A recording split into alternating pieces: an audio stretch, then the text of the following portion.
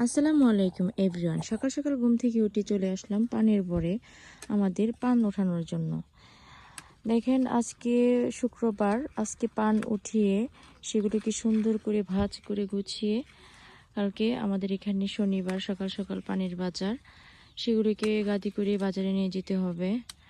মাশাল্লাহ দেখেন কিছুদিন আগে আমাদের পানের বরটা অনেক ছোট ছিল, বসে বসে পান উঠাতে হয়েছে, কিন্তু মাশাল্লাহ আলহামদুলিল্লাহ এখন আমাদের পানের বর অনেক উপরে উঠে গেছে। এখন আর পান বসে বসে উঠাতে হয় না, আমরা দাঁড়িয়ে দাঁড়িয়ে পান উঠাতে পারি।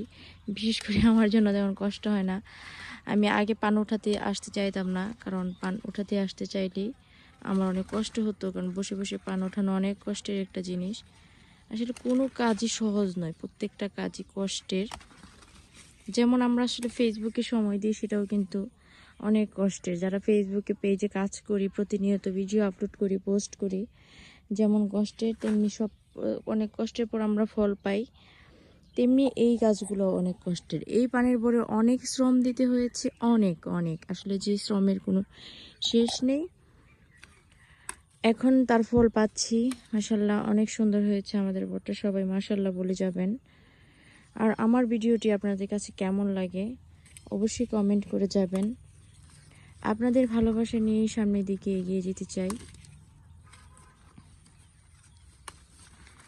পান ভাঙাও কিন্তু কঠিন একটি কাজ। যেমন এই যে দেখেন, আমি এই পানটাকে যদি এইভাবে দিই তাহলে কিন্তু ভেঙে যাবে, কিন্তু যদি এটাকে এইভাবে জোরে টান দিই আর গাছটা যদি নষ্ট হয়ে যায় তাহলে কিন্তু এই পান গাছটা মরে যাবে।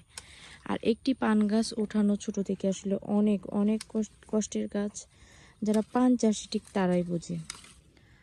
পান চাষ করা এখন মোটামুটি অনেকেই পান চাষ করতেছে। হ্যাঁ, আমরা এই পর্যন্ত ভালোই পান বিক্রি করেছি, মাশাল্লাহ আলহামদুলিল্লাহ। সবাই দোয়া করবেন। দেখেন আমি পুরো পানের বর আপনাদেরকে ঘুরিয়ে ঘুরিয়ে দেখাচ্ছি। এই মুহূর্তে আমাদের পানের পরে আমি একাই আছি, আর কেউ নেই। আমাকে আর এই পানের পরে রেখে সবাই এখন বাসায় গিয়েছে, আবারও চলে আসবে।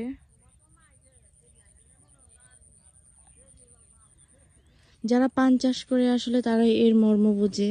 যখন চোখের সামনে এইভাবে সুন্দর সুন্দর পান থাকে তখন তারা আসলে খুশিতে অনেক অনেক খুশি হয়ে যায়।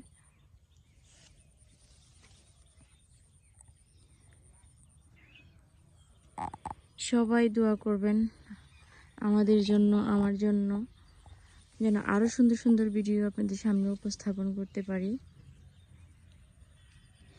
এই প্ল্যাটফর্মে এসে সফলতা অর্জন করার জন্য সবাই অনেক কষ্ট করতেছে।